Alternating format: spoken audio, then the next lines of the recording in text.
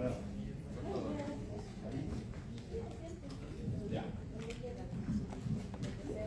Hola.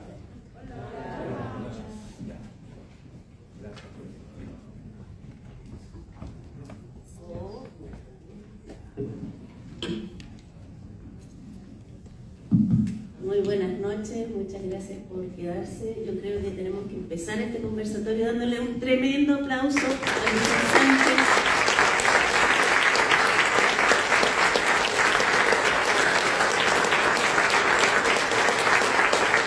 Un tremendo director chileno con más de una veintena de largometrajes y cortometrajes, sobre todo Cristian por su persistencia, por haber salido adelante con esta película filmada en 1972, al año siguiente el golpe de Estado, luego la censura, pensaban que era una película maoísta, se perdieron algunos rollos, tuviste que pelear con la aduana para rescatar, o sea, una tremenda historia por 50 años y por fin la podemos tener acá con nosotros y además con una frescura que uno se impresiona, o sea, es otro momento, pero hay tanta chilenidad en esta película, así que gracias, de verdad te lo digo, por haber persistido con todas las peripecias que sufriste. ¿Algo más que contar de todo lo que pasó en 50 años? No, muchas cosas, pero no puedo contarlas ahora, es una novela, ¿no? Una novela, es decir, una cosa increíble, digamos, cómo sobrevivió, cambios de casa, lugares,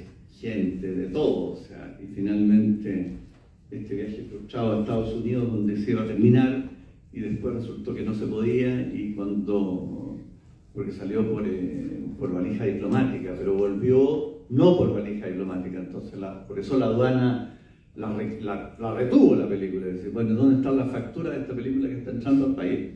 No teníamos nada, éramos estudiantes cuando hicimos la película, ¿no? De la escuela y por lo tanto fue una lucha increíble, 2 años yendo a la aduana ahí para tratar de convencerlos de que era mía la película y de que había salido de Chile. Así que eso, pero eso ya es más largo, ¿no? Es más largo, Marisol. Da para otra película, Da para otra película, sí. Ustedes eran estudiantes, tú comentas justamente, sí.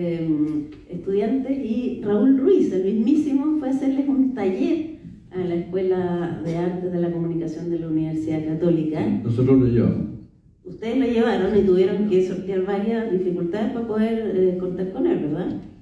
Para convencer a la gente de que era buen profesor, ¿no? Que no hacía televisión, porque decían que esos planos largos eran televisión, no era cine. Las películas que él había hecho, sobre todo La Expropiación, que fue la película que vimos allá en la escuela, y del realismo socialista considerado como una de las bellas artes, así se llamaba originalmente. Bueno, y así es como esta película dialoga con realismo socialista, que también fue recuperada después de años, pero tú dices por ahí que le copiaron a Ruiz y le salió mejor que Ruiz.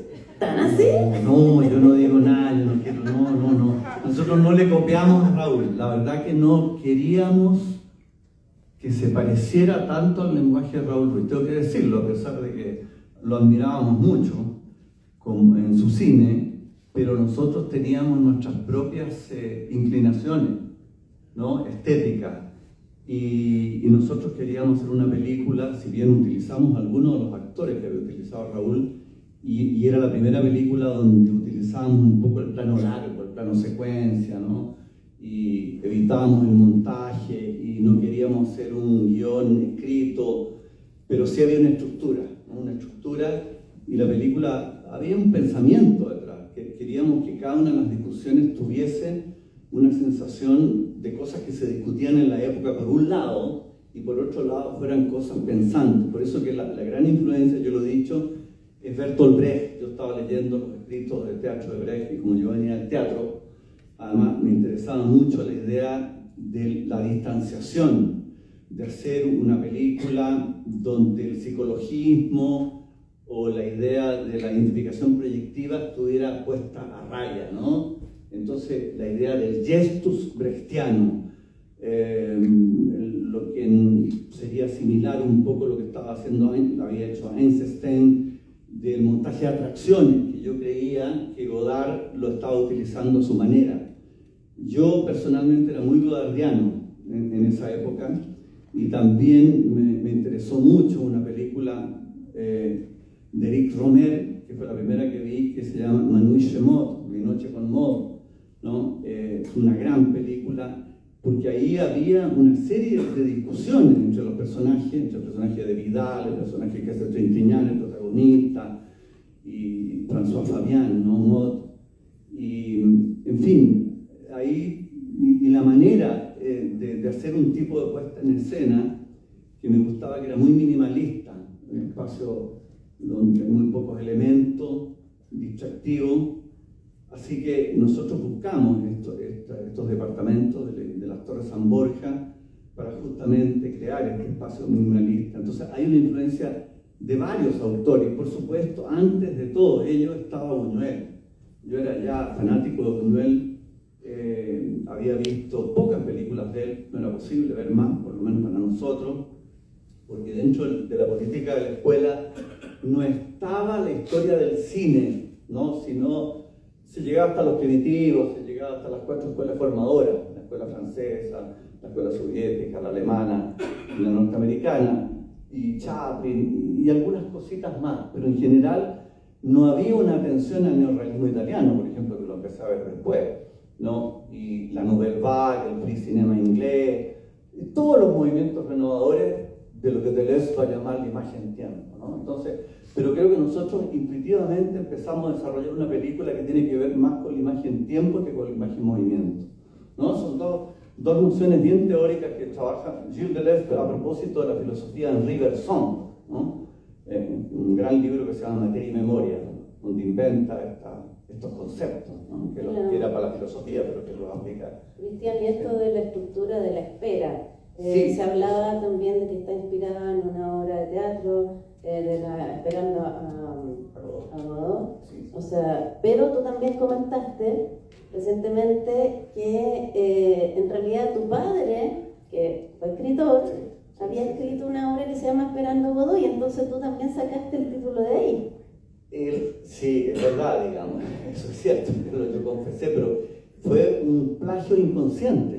Yo me había olvidado, porque es un artículo que había escrito mi padre en las últimas noticias, en su columna crítica como Fileo, sobre un escritor Godoy, y entonces, como siempre, elogiando e ironizando, haciendo las dos cosas a la vez. Nadie sabía bien qué estaba haciendo, si estaba destruyendo a la persona o alabándola, ¿no? Era su arte, un poco volteriano.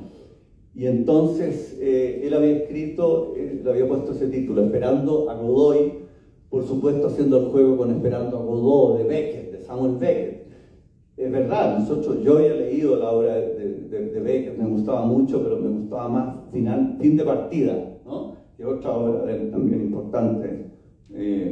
Así que, por supuesto que estaba la idea de la dilación, pero la dilación y el hecho que las cosas se van socavando desde el propio interior, se destruyen, ¿no? Y los personajes vuelven a creer, ¿no? Vuelven a creer y la situación se hace estática, ¿no? Toda esa idea también estaba antes de Beckett, diría yo, en Kafka, ¿no? O sea, en el proceso, en el castillo. ¿Qué es lo que es el castillo? Una dilación permanente. El personaje que quiere entrar al castillo no puede y siempre tiene una estructura burocrática tremenda del poder, ¿no?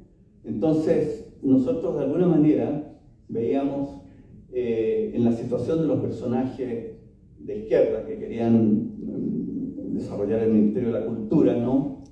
Obstáculos que venían del propio interior de ellos mismos, por eso las divisiones que se empiezan a producir, los pequeños conflictos, ¿no? Y las tensiones de clase, digamos, ¿no? Las tensiones de clase. Los izquierdistas burgueses y el proletariado y los obreros. ¿Cómo surge esa idea? Estaba la idea. Por eso mezclamos a los trabajadores. O sea, los trabajadores que estaban terminando este edificio, estos departamentos, ellos no querían perjudicar al gobierno de la Unidad Popular, ¿no?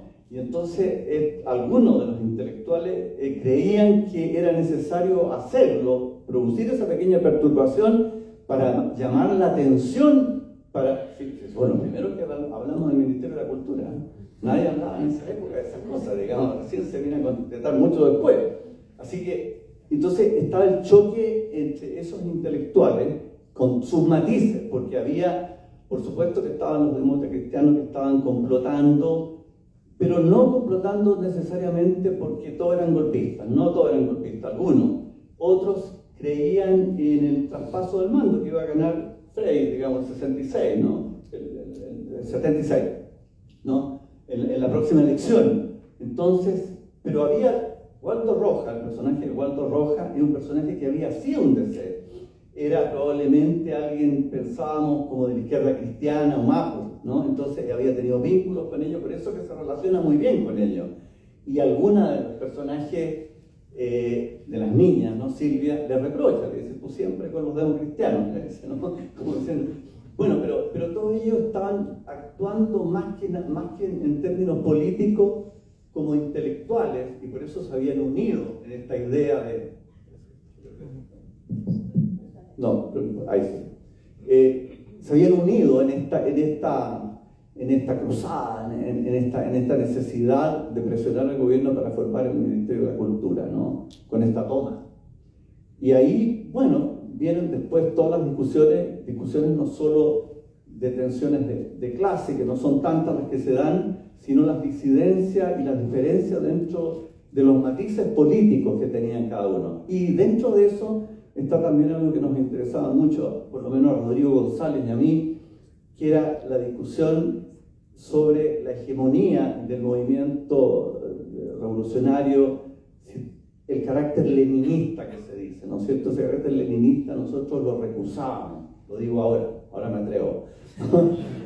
Nosotros éramos más bien, podríamos ser más trotskistas, digamos, éramos más rebeldes, no creíamos en esta cosa centralista, y por eso, y al mismo tiempo no creíamos en la hegemonía de los hombres con respecto a dirigir el movimiento, cosa que se arroga el personaje de Iván, ¿no? Y Carmen, Sonia y Silvia le hacen un juicio político, y son las mujeres que de alguna manera desbaratan. Entonces esa visión patriarcal y machista nosotros la queríamos poner en tela de juicio, y eso venía ya de una película que yo había hecho con Rodrigo, que él hizo el guión, que fue mi primera película, que se llama Cosita, que dura 8 minutos, un pequeño corto. Entonces, todo esto de alguna manera generaba un ambiente de cosas que naturalmente se discutían en la sociedad chilena, pero nosotros las seleccionamos y las pusimos ahí en una puesta en escena donde trabajamos determinados tipos de planos. No todos los planos eran largos y fijos, otros eran cámaras en movimiento, como se ve, ¿no? Como con pequeños traveling o panorámicas que van sobre los personajes, ¿no? Y otras que eran lo que yo hacía, porque nos dividimos ahí. Cada uno tenía, no es que cada uno tuviera su lenguaje y hiciera lo que quisiera, pero dijimos, tú vas a trabajar los planos largos, tú vas a trabajar los planos más cerrados de movimiento. ¿Cuáles trabajaste tú? Yo trabajé en particular la escena donde está la Carmen, ya con Moraga, con Juan Carlos Moraga, que son, y de las escenas de la Sech, de Kerry Oñate con Quintana, que son planos medios, más cerrados, con alguna forma de montaje. Yo no quería, yo no estaba dispuesto a desprenderme completamente del montaje, de lo que mi escuela me había enseñado. Entonces, quizá en ese sentido, desde el punto de vista del lenguaje, yo era más conservador y sentía que tenía que ser más eficaz, ¿no? Porque creo que a mí me gusta mucho el plano,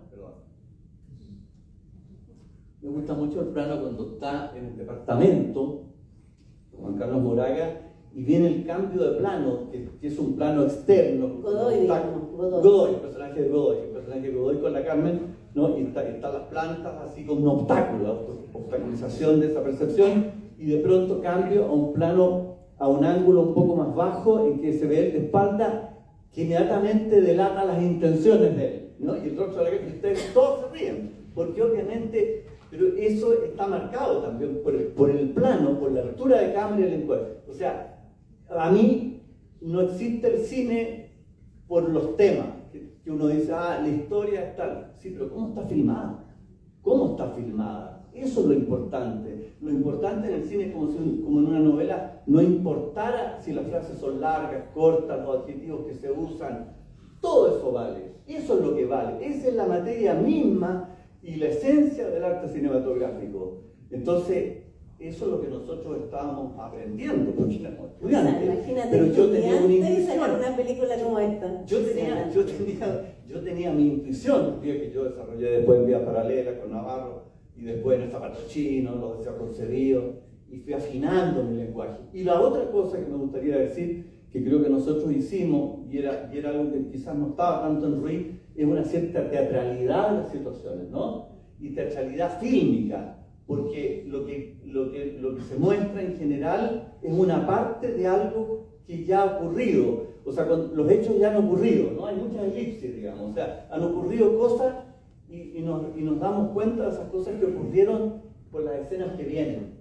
No podríamos filmarlo todo. Entonces, esa idea se llama lenguaje libre indirecto. En el teatro, en el cine, lo utiliza mucho Romer, en los cuentos morales, en la rodilla de Clé. Bueno, para los estudiantes de cine que puedan estar acá, están teniendo una clase. Bueno, yo soy profesor y llevo 30 años haciendo estas clases con esos autores. Cristian, esta fue la primera película donde aparece Andrés Quintana, un personaje que persiste en sus otras películas y que incluso aparece en una película que aún no se estrena. Aparece como concepto en que un par de directores te encargan hacer una película de zombies, con los pies en la tierra, y ahí lo que hace Cristian por primera vez, todavía no aparece, pero creo que es interesante a propósito de la aparición, se ha dado en varios festivales, le encargan una película de zombies donde él aparece por primera vez en su película. Y actúa como sí mismo, y además me atacan dos Quintanas, dos tipos que dicen ser recupera, Quintanas. hace vivir a sus propios personajes. Grupos. Es impresionante eso. Me atacan. ¿Dónde surgió Andrés Quintana? ¿Cómo lo descubriste Andrés acá? Quintana trabajaba en la Cineteca de la Universidad de Chile. Era encargado proyectorista, entonces iban a las poblaciones a proyectar materiales, etc. Y el jefe de él era Kerry Oñate. Entonces Kerry me dice, te quiero presentar, bueno, Kerry había sido profesor nuestro, ¿no? Y entonces te quiero presentar a alguien que es un personaje, que trabaja conmigo, mi subalterno. Entonces, yo lo conozco a Quintana, no, usted dice, no, si yo no actúo nunca, me dice, no, yo no puedo actuar, ¿de dónde? Así que lo convencimos de eso pequeño. Y después, por supuesto, es muy importante en Vía Paralela, en Zapato Chino, ¿no? En los deseos concebidos, en el cumplimiento del deseo. ¿Sí? Y en el caso de Juan Carlos Moraga, él entiendo que era dirigente sindical de Chile Films. Sí. ¿Y cómo fue que lo reclutaron? Pero es que lo había reclutado Raúl, porque Raúl, entonces fue un contacto, claro. Entonces nosotros fuimos a hablar con él y le dijimos, tú trabajaste en el realismo socialista, pucha, nos encantaría trabajar contigo. Ya dijo, en fin, pero no tengo tanto tiempo. Y finalmente lo ocupamos en esa escena al final, por eso que Godoy se está esperando todo el tiempo, se espera a Godoy y Godoy nunca aparece, siempre están explicaciones, digamos, de por qué no está, que ya va a venir, porque era un mito, porque claro, ellos lo construyeron. se transforma en un mito, porque lo transforma Walter Rojas en un mito literario, extraordinario, igual a Joyce, y Maturana dice, ¿a dónde? Si de un tipo ignorante que no sabe nada. Y después dice, en realidad, Kerry, que también lo ensalza, después dice, en realidad, no vale nada este tipo, o sea, la desmitificación inmediata, ¿no? Y bajo esa idea estaba la concepción del hombre nuevo, la transformación, el hombre nuevo, ¿no? que se discutía en la época, ¿no es cierto?, la transformación de la sociedad chilena y latinoamericana y la aparición de un hombre nuevo, ¿no? Con nuevos valores y todo eso. Entonces, aparecía y resulta que él resulta ser un pequeño burgués, digamos. El único que le interesa es lo personal, nada más, ¿no? Y prosperar y que le vaya bien en la literatura y publicar y tener el Nobel, ¿no? El Premio Nacional de Literatura y todo eso. Entonces, ese era el juego. Y en el caso de Carmen Bueno, que aparece como Carmen, esta fue de sus últimas apariciones antes de ser detenida y desaparecida junto con Jorge Miller.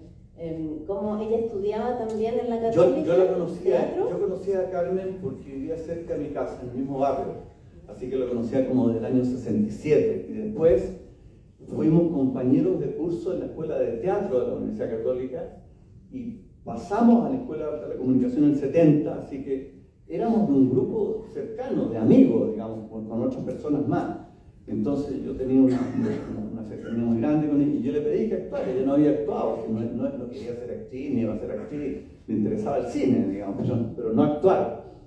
Y entonces a mí me pareció que tenía que aparecer ella era ese personaje, y creo que lo hizo muy bien, porque es muy Carmen Bueno, es absolutamente como era la Carmen. O sea, para él las hilachas, inmediatamente se confrontaba con la gente, saltaba, muy vivaz, de una vitalidad enorme, así, de una persona, ¿no?, extraordinaria en ese sentido. Y en el caso de Jorge, ¿cómo lo reclutaste? Jorge, lo que pasa es que nosotros teníamos vínculos muy grandes con la gente de la Escuela de Cine de Valparaíso, de Viña, ¿no? Y ellos pasaban en huelga, no tenían clase, no tenían nada. A mí me daba una pena enorme. Tengo todavía muchos amigos que fueron de distintas promociones, digamos, de distintos cursos, y uno de ellos era Jorge Mir, callado, muy tranquilo, Jorge era tímido, era bien tímido, y estaba haciendo cámara, ya había hecho cámara con Raúl, qué sé yo, así que le pedimos que hiciera cámara y él quiso, y participó en la película como uno de los tantos camarógrafos, ¿no? Y después, por supuesto, fuimos muy amigos, ¿verdad? La Carmen, Jorge y otras personas más, eran un grupo, ¿no?, incluso después del golpe, ¿no? Yo creo haberlos visto a ellos 2 meses antes de que los tomaran presos. Así que estuvieron en el departamento donde yo vivía. Bueno, esta es una película que además, bueno, estamos en septiembre, como bien decía Martín, conmemora, genera memoria sobre estas 2 personas detenidas desaparecidas. Aquí en Chile los homenajea los 29 de noviembre de cada año como el Día del Cine Chileno, justamente por ellos. Así que un homenaje para ellos y permanecen en nuestra memoria. Queremos abrir la conversación, aprovechen que está Cristian acá, es una tremenda oportunidad de conversar. Ahí hay una manito, no sé si hay micrófono o así, a capela, la proyección. Ahí viene. Igual. Se escucha. ¿Se escucha bien? ¿Cómo está grabado? Claro. Para que Bueno. Pues la expectación. ¿De dónde surge la idea de hacer esta película? Mira, nosotros te lo digo, o sea, sinceramente, la escuela quería que nosotros cada uno nos daban media hora para hacer una película. Era muy poco material, era prácticamente 1 a 1. 1 a 1 es la relación, digamos, para los que no saben de cine, es la relación entre, por ejemplo, si tú vas a hacer un plano, puedes hacerlo, en este caso, podríamos hacerlo 2 veces, ¿no? 2 tomas, si no, imposible, ¿no? Entonces era muy poco material y nosotros no queríamos seguir haciendo cortometrajes. Dijimos, teníamos a Raúl, lo habíamos llevado a hacer clases a Raúl, la escuela no lo quería, nosotros sí lo quisimos, vimos todas sus películas, nadie dijo nada, que esa es la película de Raúl que a mí más me gusta. Para él era la más fuerte, por lo demás, a él también, ¿no? Así que teníamos media hora cada uno y dijimos, ¿por qué no hacemos una alianza y en vez de hacer 3 películas, hacemos una? Y se lo propusimos a la escuela y la escuela, un poco a regañadientes, porque se escapaba del protocolo, lo aceptaron, ¿no? Lo aceptaron. Así que nos metimos en eso y compramos por cuenta nuestra más material, porque sabíamos que con eso no nos alcanzaba. Si el rodaje total de la película creo que habían 4 horas y tanto de material, ¿no? Que lo que quedó después quedó ahora en 1 hora 20. Así que ese fue la génesis. Y en primera instancia yo tenía un poco la idea de esta cosa de jugar con Godot, ¿no? De la demora, de la dilación, y tenía un pequeño escrito y se lo presenté a Rodrigo González. Con Rodrigo empezamos a tramar, pero nos dábamos cuenta que al comienzo éramos 2, estábamos los 2, pero dijimos necesitamos a alguien más, y ahí buscamos a Sergio Navarro, y Sergio estaba haciendo sus propias cosas, era bastante independiente, y en un principio no estaba tan seguro de participar, digamos, porque él sentía admiración por Einstein y el cine de montaje, entonces quería hacer una película muy de montaje, todo lo contrario de lo que hicimos, pero nosotros lo convencimos, ¿no? Me acuerdo de una reunión en la casa de mis padres, donde estaban ahí este boceto, esta escaleta, dirían ahora, ¿no? Se diría una escaleta, una estructura básica, pero estaban planteados algunos de los juegos que íbamos a hacer. ¿Y el humor, perdón, estuvo siempre presente? El humor estuvo siempre presente porque Rodrigo González tiene mucho humor y era un gran dramaturgo y teníamos un humor muy cómplice, los tres. Y nos gustaba esta cosa del humor chileno y el rescate del léxico chileno y todo eso. En eso no íbamos a claudicar en absoluto. Pero era la primera vez que nosotros hacíamos películas no solo de plano largo, sino con sonido directo. En la escuela habían comprado un equipo para hacer sonido directo, pero ese equipo, que era una Harry BL y una Nagra, lo tenía Patricio Guzmán, al cual le ayudamos también a hacer el primer año, qué sé yo, con cuestiones de prensa que rescatábamos, pero lo tenía él, ¿no? Estaba cautivo, o sea, no podíamos ocuparlo los alumnos. Entonces esa era una experiencia grande de trabajar, y la influencia del cine, del cinema verité, del cine directo, francés, Jean Rouge, o sea, había toda una cosa en el mundo que veíamos, que el cine iba por ese lado, por supuesto, y nosotros estábamos quedando en un cine muy académico, te fijas, de planos cortitos, los planos no podían durar más de 20 segundos, según nuestros profesores, ¿no? Un plano de más de 20 segundos es una aberración, o sea, está loco, ¿cómo se le ocurre? ¿No? Se cambia el plano, otro plano, entonces todo eso era romper con las estructuras un poco canónicas que nos estaban poniendo, digamos, como que las sentíamos como cortapisas. Y ahí nos largamos, no teníamos plata. Ustedes me hablan de catering, yo no me acuerdo de haber comido nunca. Ni que nadie haya comido ni tomado nada. No, porque la gente tenía que venir comida. O sea, y nadie, en esa época nadie pensaba en comer, fíjate. Es curioso, todo lo contrario de ahora en Chile, que todos vienen a comer y esto y un hot dog, nada. Pero el tomar, No. Durante la formación tampoco teníamos plata, solamente el vino de utilería que pusimos ahí para eso lo compramos nosotros, pero no gastamos un peso porque tampoco teníamos plata para la locomoción. Pero resultó que nosotros no teníamos productor y apareció un niño, un joven, un poco mayor que nosotros, pero 1 o 2 años mayor que yo, digamos. Yo era el más joven de todos mis compañeros. Yo tenía 21 años. Y entonces apareció un uruguayo que dijo, che, yo me ayudo, y la cuestión. Y bueno, yo creo que puedo participar y me encantaría hacer la producción de la película de ustedes. Y la hizo una producción maravillosa y en ese tiempo prácticamente muy poca gente tenía teléfono.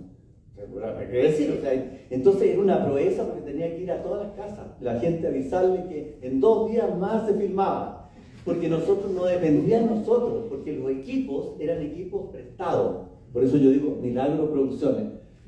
Hablábamos con la gente de Pablo de la Barra, de Proa. Pablo, oye, pucha, ¿nos pueden prestar?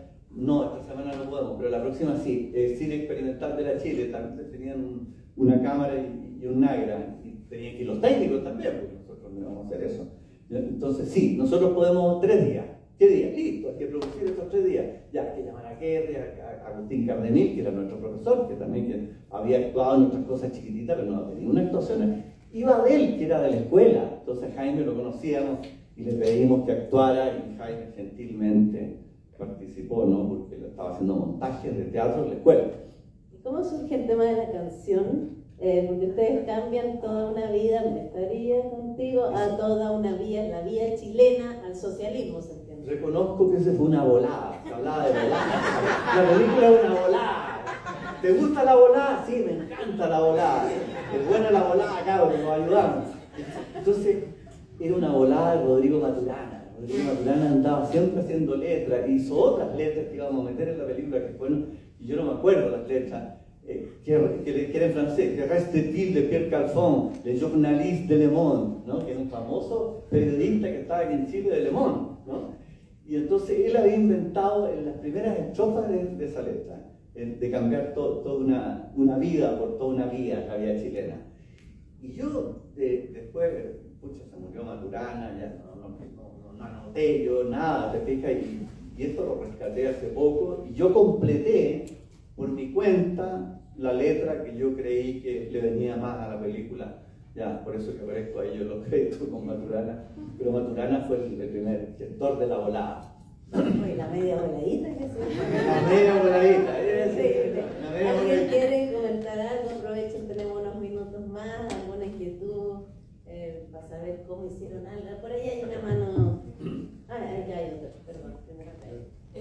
Yo quería saber de dónde salieron ciertas como ideas, sobre todo como humorísticas supongo, de la película, porque por ejemplo en que después de una toma, de un movimiento social, existe esta mujer que es como muy expresiva o como que levanta más la voz que el resto, o incluso se sobre como, o sea, también increpa como cuando ciertos hombres están ocupando cargos de poder que no son democráticos. Claro. Y pasa mucho que es que claro, ¿de dónde salió ese personaje, esa historia? Porque me parece como muy como actual lo que hace un patrón, que ella llame la atención de como y en una toma se le declaren varios hombres, porque eso ocurre mucho. Era bonita.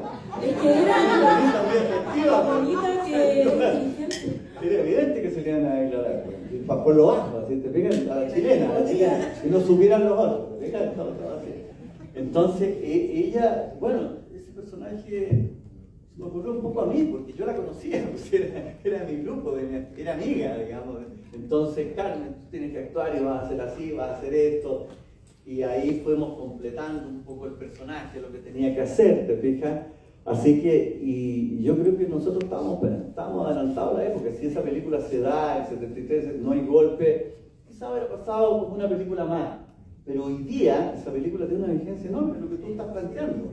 ¿No? ¿Cómo se atrevió ella a encarar, digamos, a los otros personajes, decir esto no es democrático, las cosas no se resuelven así, hay que, ¿no? Entonces, el carácter de ella, ¿no? Y lo que me gusta en la película es que ella al comienzo es parte del grupo, o sea, como que uno ve un montón de gente, digamos, y no se singulariza, y después va tomando más presencia, ¿no es cierto?, con el rechazo ético que ella hace después de la toma, cuando todos dicen, vamos a... El Cabildo, entre paréntesis, no es lo que ustedes creen, que el Cabildo era un negocio, era un pequeño restaurante que estaba en las tardes, en la zona este, ¿no?, el Cabildo. Entonces, nos reuníamos mucho ahí en el Cabildo, y mucha gente, te encontrabas con gente de todo tipo, ¿no? Y era maravilloso, en un gran lugar, digamos, de encuentro. El Alex estaba al frente del Cabildo, entonces pues nos vamos al Cabildo a tomar algo, pero en general era conversar una botella de vino, cosas así, ¿no?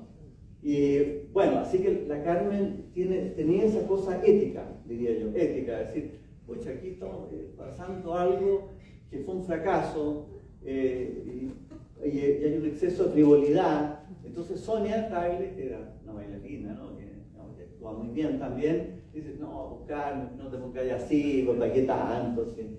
Y para ella era importante todo eso, ¿no? Y para nosotros no tanto, porque nosotros veíamos también, y era una autocrítica a nosotros, a todos, a la sociedad chilena, que podíamos pasar un poco frívolamente también por las cosas, pasar de la gravedad a las cosas livianas, tomarlo de otro modo, con humor. Eso es muy chileno, y eso no queríamos perderlo. Y eso está trabajado en cada una de las escenas, exprofeso, porque eso no hubiera salido si nosotros dejamos los actores. A veces se cree que la improvisación es decir, bueno, haz tú lo que se te ocurra. Improvisar para nosotros no es eso, solamente que no teníamos los diálogos escritos, nada más. Pero sabíamos si eso estaba mal o había que hacerlo de otro modo. Tampoco tuvimos tanto ensayo, pero sí pudimos hablar mucho con los actores antes, porque no podíamos darnos el lujo de filmar y filmar como hoy día en digital. Uno puede filmar 40 horas tranquilamente y seleccionar. No, era toma y se acabó. Lo hiciste mal, sonar. ¿No? Más valioso aún todo Entonces, el material que lograron. entonces Había ya- otra pregunta, perdón, que ya Perdón, ¿quieren estaba que te ya, respondí o no? y porque nos queda poco tiempo. Ahí está primero, perdón. Estaba ahí primero. Muy bien. La justicia siempre. La justiciera Las de felicitaciones primero, Cristian. Gracias. Tenía dos preguntas. La primera creo que ya fue un poquito respondida. Ya. La primera pregunta igual es, ¿cuál es la parte que a ti te gusta más de la película y por qué? Y la segunda, que la que siento que fue un poco respondida, si tú crees que el mensaje de esta película está vigente en el Chile actual, para ti. Para mí, mira, yo creo que la película, a mí me gustan más las escenas que yo dirigí. Voy a ser sincero, yo no me dedico a la hipocresía, no, mi compañero, no, yo, por mí, lo habría hecho yo. Porque yo, la verdad, yo estaba yo salvé la película, resulta que le veo no porque esté vivo yo, pero resulta que mi compañero, uno se fue a Canadá, está bien, hizo sus cosas, hizo teatro, se alejó un poco del cine, hizo una película más, pero él me encargó a mí, me dijo, Cristian, yo no puedo hacer más, tú estás en Canadá, hay plata, le decía yo, allá hay plata, ¿cómo la cuestión? No, si no puedo, no tengo recursos para poder, entonces, encárgate tú. Bueno, así que me tocó a mí encargarme de la película, y después Sergio también, digamos, porque ya era muy difícil terminarla, se nos hacía imposible, había muchas dificultades técnicas también de sincronismo, de cosas. Entonces, bueno, a mí me gustan mucho las escenas que yo dirigí, que son las escenas de la Carmen.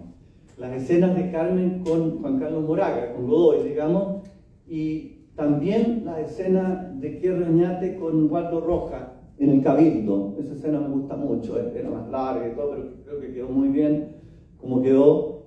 Y también me gusta la escena de Quierro Oñate con Quintana, ¿no? En que se roban las cintas mutuamente y todo eso. Y ese tipo de humor, eso me gustaba, ¿no? Me gustan, por supuesto, hay otra escena que yo dirigí, que es cuando Cardemil le echa en cara que lo están pelando a Jorge López, que es el más fascista, ¿no? De todo, que no era para nada, digamos, estaba haciendo ese papel y lo hizo muy bien, ¿no? Era un alumno de esos alumnos que no salen nunca, que se quedan ahí y lleva como 10 años, entonces ya parecía profesor, digamos. Pero vivía en la esquina, en una cuestión universitaria que había donde estaba Rodrigo Lira, había un montón de gente, ¿no? Y bueno, y entonces esa escena en que le dice yo estoy contra la violencia, y le pega, ¿no? Yo estoy a favor de la violencia, bueno. Entonces, esa escena la dirigí yo. Me gustaban las escenas de pelea, ¿no? Yo era mochero, digamos, entonces me gustaban las escenas de pelea, de acción, porque yo he amado el cine de acción. Si ustedes me preguntan, yo amo los westerns, ¿no? A mí me gusta el cine de acción, me encantaba el cine norteamericano también, a pesar de que está Godard y todo, pero me gusta la acción. Entonces, claro, también, claro, tiempo malo, claro, decía, Tarantino no, claro, sí, Tarantino no, por favor. Oye, ¿y esas imágenes, esas escenas donde aparecía Carmen, son las que se perdieron? ¿Algunas de las que se perdieron? No, milagrosamente los sonidos, yo estuve rescatando los sonidos en una bodega, no debería decirlo, en la Misa Católica, bueno, de las cintas originales, pero que eran nuestras, nosotros las habíamos comprado, esas cintas, pero quedaron ahí. Y durante 2 años más o menos yo estoy en montaña, cuando le digo montañas de cintas, es verdad, o sea, yo gateando arriba de las montañas, buscando cintas, digamos, me permitían estar 2 o 3 horas ahí. Y encontré la cinta donde estaban las escenas de Carmen, que también se habían perdido el sonido. Y no encontré una cinta de 1/4 pulgada, donde se grababa en Nagra, ¿no? Que era una cinta de 1/4, que alguien había grabado comerciales encima. Y borró todo. Entonces eran escenas, por ejemplo, que Reñate se iba después de Chile, ¿no? Fresco se iba, ¿no? Ya volvía a Europa y toda la cosa, porque en Chile no pasa nada, qué sé yo, este país subdesarrollado. Y ahí se encontraba con una niña sueca y se la empezaba a engrupir, digamos, a esta sueca. Es la verdad, la empezaba a hablar, yo no sé qué, soy intelectual. Y ese era uno de los finales. Y el otro final era que Juan Carlos Moraga Godoy volvía a la población, llegaba. Y justo en esa escena que se ve en la película, está volviendo, pero había una escena anterior a esa, donde Waldo Rojas lograba por fin que la gente de la población lo expulsara, porque quería que lo expulsaran, y y los pobladores no querían, qué sé yo, se resistían, si igual es un buen elemento, decían, claro, está desviado, en fin, pero se puede enderezar y puede regresar, ¿no? Y lograba la expulsión. Entonces cuando él llegaba se iba a encontrar con que estaba expulsado ya, iba a ser un paria total. Entonces esos sonidos se perdieron, esa escena me gustaba mucho, y la otra también era muy divertida, la filmó Navarro, la escena con Birgitta Frisk, que era compañera nuestra, era sueca, ¿no? Pero vivía acá, y Kerry, era muy sabroso el diálogo, porque también llegaba Maturana, estaba Maturana en el aeropuerto, y entonces, a ver, espérese, le decía, ¿usted para dónde va? Usted tiene una cintita por ahí, de la cinta que le había robado a Quintana, ¿no? Y se ponía como a escucharla, así se la ponía en el oído, y decía, que hay algo muy interesante, esto no puede pasar. Eran cosas bien absurdas, así bien locas, porque nos gustaba a los tres esta lógica del absurdo también, ¿no? Sí, el absurdo chileno, pero que tuvieron ahí una encarnación, digamos. Algunos dicen surrealismo, sí, pero chileno, muy, ¿no? Que no se sienta la retórica surrealista, quizás como en otros autores, donde sí eso es más evidente. Así que bueno, la otra pregunta era... La vigencia. La vigencia, es increíble. Yo siento que esta película, por la respuesta de la gente en todos lados, creo que está muy vigente. Si fuera en color, dirían, esta película se hizo ahora. Es la hora, ¿no? Entonces creo que los temas no se han resuelto. Yo creo que el proceso de transformación de la sociedad chilena quedó pendiente con el golpe de Estado, con todo lo terrible que vino después, pero hoy día se retoma. Tengo la sensación de que vamos encontrando nuevamente la vía chilena, ¿no? Esa vía. Entonces creo que la película plantea cosas y que todavía nos dicen que no es una pieza del Pleistoceno, ¿no? Que no es una pieza arqueológica, que uno ve, ya, sí, en ese tiempo. No, es algo que te interpela, que te habla directamente al Chile de hoy. Sí. Especialmente en este mes. Perdón, había una palabra ya, y luego finalizamos con esta porque estamos en el tiempo. Hola. Yo quería abordar un poco lo que se hablaba recién respecto al proceso de restauración y reconstrucción de la película. Sí. Y quería saber cómo fue este proceso, el poder como agrupar toda la cinta y contarla acá.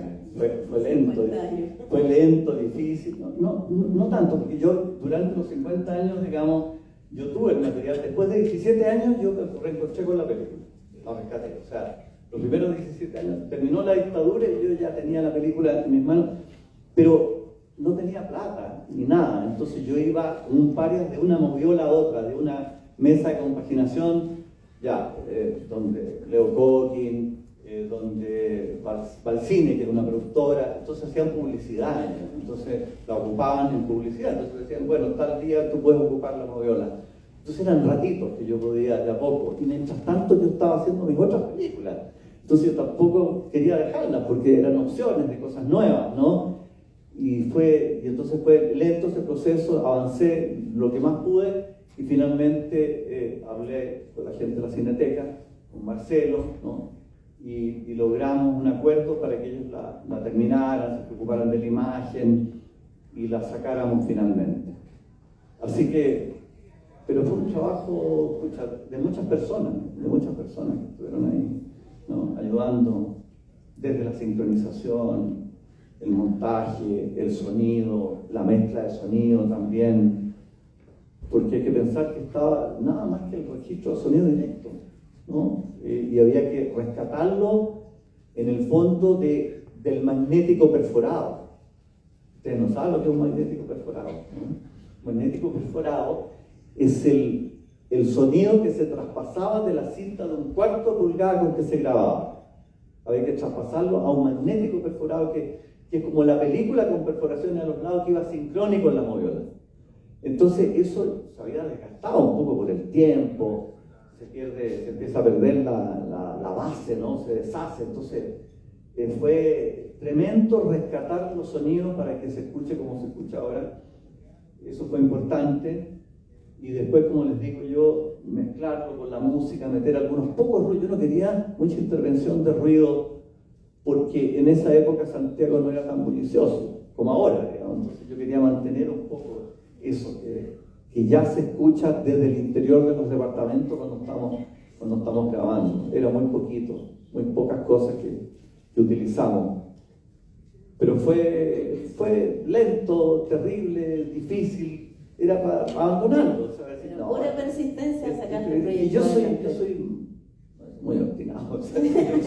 Yo soy obstinadísimo. Estamos en O sea, tiempo. Cristian, pero ahí hay Perdona, una última cosa. Y lo hice fundamentalmente porque había fallecido Rodrigo y después Sergio, y estaba yo solo, y yo tenía que hacerlo, era mi deber, ni por la Carmen ni por Jorge, ¿no?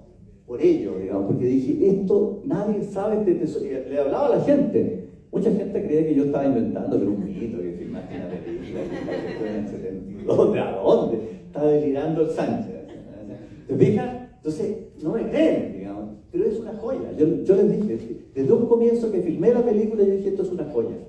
Esto que hicimos nosotros es una joya. Esto es extraordinario. Esto es lo mejor, y creo que es lo mejor que se hizo en la época, ¿no? ¿De verdad? Estamos de acuerdo. ¿De verdad? Finalizamos porque estamos con poquito tiempo con usted. Hasta este momento yo no le encuentro sentido a la muerte del tipo en el primer piso del edificio. Yo tampoco. Esa es una cosa que se le ocurrió a Navarro, digamos. O sea, le dan un golpe, pero la idea no era que estuviera muerto, digamos. Le ponen un papel. Le ponen un papel, es que Maturana cree que está muerto porque él llega después y lo ve y cree que está muerto, pero después se levantaba el tipo. No, lo que pasa es que la escena era más larga. Entonces la cortamos y parece muerto. Le da un golpe karate, cuarto roja que le da así como un supuesto golpe karate, así lo deja, ¿no? Porque está alegando mucho algo. Pero eso estaba, como estaba a la distancia, era un juego humorístico, digamos, una rareza, todos esos elementos, digamos, como que rompen o defondan el realismo. Aquí hay algo que me gusta mucho hoy día y que yo hago, digamos, romper el realismo, encontrar otros elementos extraños, inquietantes, insólitos, mágicos, lo que sea.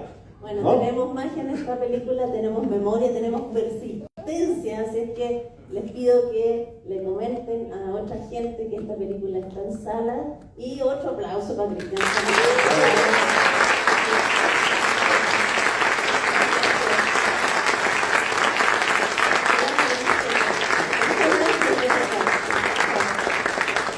Gracias a todas y a todos por asistir.